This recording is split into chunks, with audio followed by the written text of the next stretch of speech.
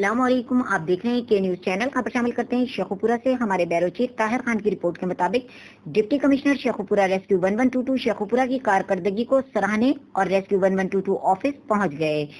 Deputy commissioner Sheikhupura Asghar علی جوئیہ اور assistant commissioner Sheikhupura Shabbir Hussain but نے rescue اہلکاروں کو ٹرین حادثے میں محنت اور جانفشانی سے کام کرنے اور کووڈ-19 میں بہترین کارکردگی دکھانے پر زبردست خراج تحسین پیش کیا۔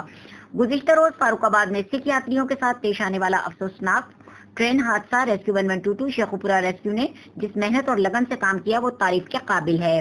اس حادثے سے ریسکیو 1122 شیخوپورہ نے district emergency officer engineer Rana Ejaz Ahmad کی سربراہی میں 40 rescues, 10 ambulance, 1 special rescue vehicle اور 1 فائر وہیکل کے ساتھ بروقت موقع پر پہنچ کر انتہائی جانفشانی کے ساتھ خدمات سر انجام دیں اور حادثے میں زخمی ہونے والے مریضوں اور جاں بحق ہونے والوں کی لاشوں کو ہسپتال منتقل کیا۔